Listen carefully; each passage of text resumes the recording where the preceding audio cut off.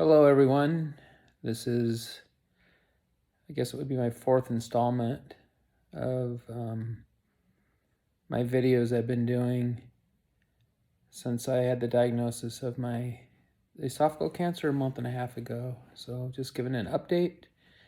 First off, I'd like to start by just thanking all of you out there for all your love and support and messages. It's been very overwhelming. It's been very helpful. So it means a lot. Thank you. And then also, my heart goes out to a lot of you out there that are still dealing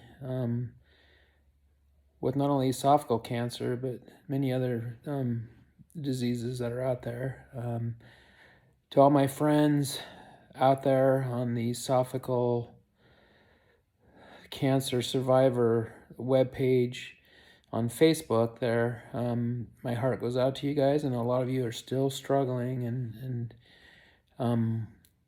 things have improved for me. I'll go over that here in a second, but I just want you guys to know we still love you. We're praying for you, all those other people out there that are struggling with this.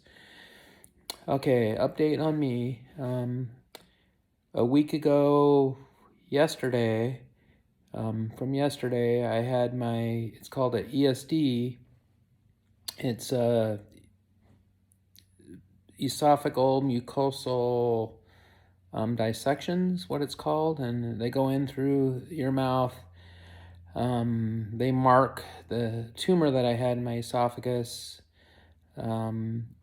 It's kind of interesting. They actually shoot it with a needle, and it makes the tumor kind of swell up, almost like a pimple, and then they mark around it and cut the tumor out. And what they're trying to achieve is to cut deep enough to hopefully remove all the cancer, and that all depends on how deep the cancer is, but they don't want to cut too much where they perforate your esophagus.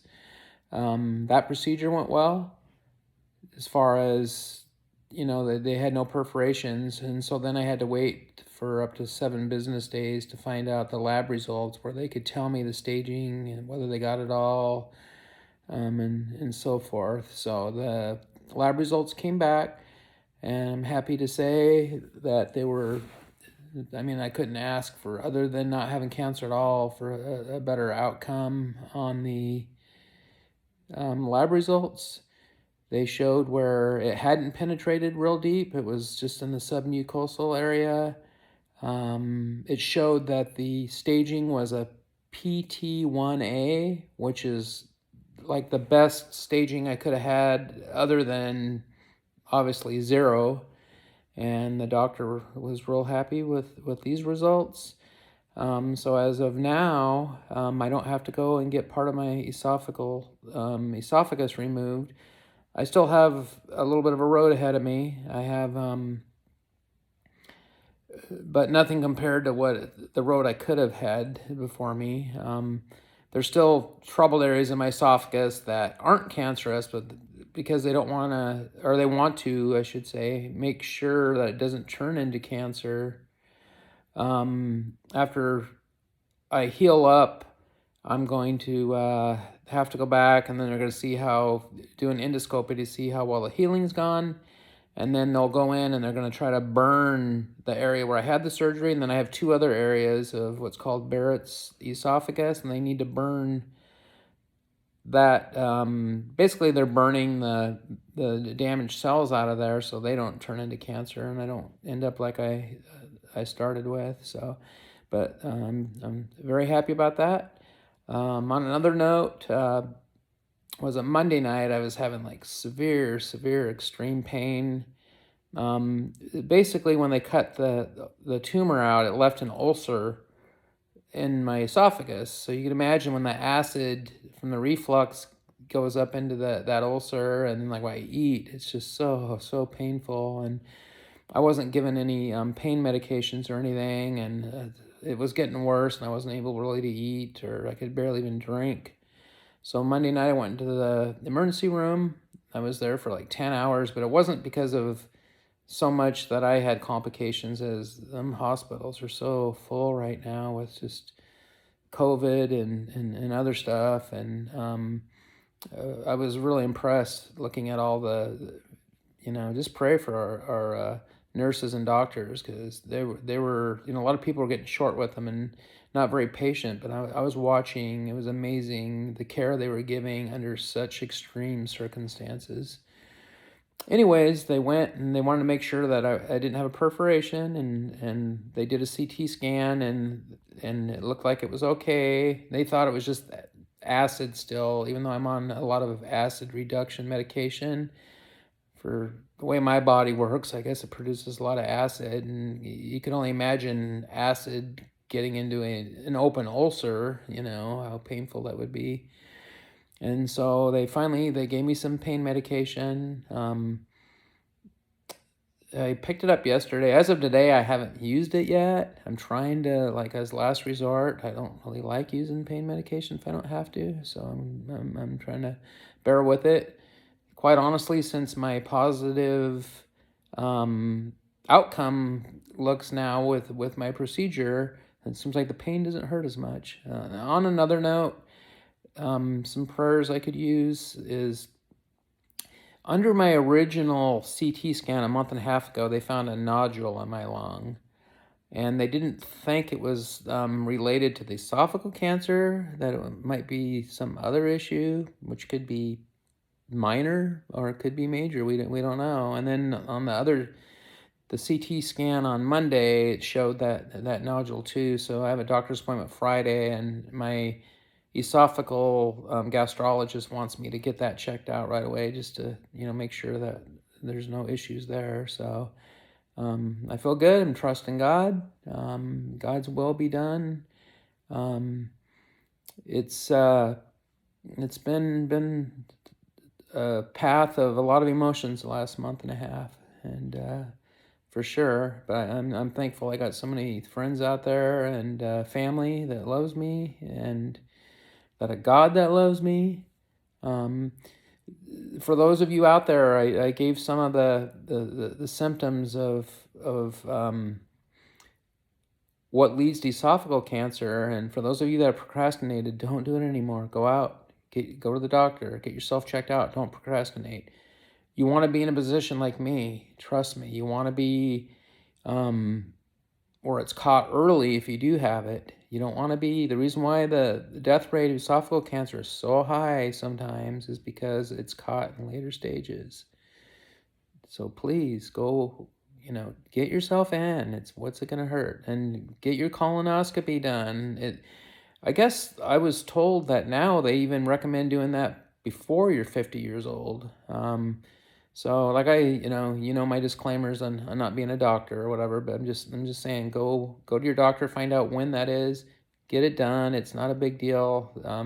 But if you do get cancer, that's a pretty big deal. Anyways, I'm going to pray, and my heart goes out to all those out there that are still struggling with this, and I'm going to be there for you. Quite honestly, now what I need to do with myself is, I feel this was a wake-up call for me, spiritually and just as a human being, on being more loving, caring, even my thought life. It seems like before the cancer, I don't know that if I shared this on one of my videos, but about 2 weeks before the cancer, I fasted and prayed to God that I could have a breakthrough, because I was really finding myself being selfish. My thought life wasn't good. I wasn't being the best father. I wasn't being the best husband. And I've always had these bouts where I struggled with that kind of stuff in my life. And I knew that I needed to be better than that, but I just couldn't break through. I kept going, I'd be good for like a week or two and go right down the same path. And so I had prayed and fasted, like, God, I need your intervention, because I keep having my same selfish desires, and my not showing enough compassion, not giving my kids enough time, you name it. And then lo and behold, 2 weeks later, I got that cancer, and that was a wake-up call, and that really has changed my perspective. And now my prayer is that I stick with that conviction, and I let this be a real change and not just temporary. So I'm saying for me, this cancer has been a positive thing, and actually probably an answer to my prayer. And, some of you might not understand that, and others I think well. And God works in all ways, because if we ask for him to help us, because my guess, if I didn't get the cancer, I'd would have went back to some of the same roads that I was on that were negative. Not saying that I'm perfect now. No, we never will be, And again, I just want to end by saying, thank you again. And for any of you that don't know Jesus or haven't accepted him in your heart, please put all your intellectual pride, I guess I would say, aside and really look into it. I mean, I had hope even through cancer, not knowing what was going to happen, because I know where I'm going, and I know I have a Savior that loves me, and my sins were taken away, not because of anything I did, but because of what he did. And I want everybody to have that. Don't wait until it's too late. Don't regret doing that. Just, ask Jesus in your heart, and you'll be amazed when you do that. It says the Holy Spirit comes to you and guides your life, and it gives you a new awakening. Because before you're a Christian, you're like, oh, you don't want to believe that stuff. Maybe some Christians and they're not the best people, or they're hypocrites, or I hear all the excuses and reasons. But let me tell you, once you do, it's like God comes alive and you see it in a different way, and you're almost like, wow, what an idiot I was before. My understanding now is so much different. Now I get it. Now I'm relying on God's wisdom, not man's wisdom or my wisdom. Because let's face it, we think we're so smart and we know everything, and compared to God, we know nothing. So, but if that's you, that's even more important than even the going to the doctor and the colonoscopies and all that. I mean, do that, but look at your spiritual health. And we're all sinners, it says. Everyone's fallen short of the glory of God. So you're not alone. We're all there, every one of us. And so, but God loved us. He gave us a path to him for forgiveness of sins, which once you have that forgiveness in Jesus, you're not separated from God anymore. You get to live forever with him and other Christians and believers when you die. So I'll end on that. Reach out to me if that's you that would like to don't understand how to accept Jesus or what that means.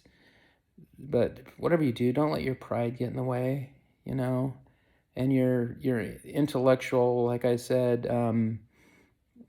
pride especially. You'd be surprised. It's way different than once you have that spirit. You see things in a different way, and it doesn't mean you're perfect or without sin. Trust me, I'm far from that.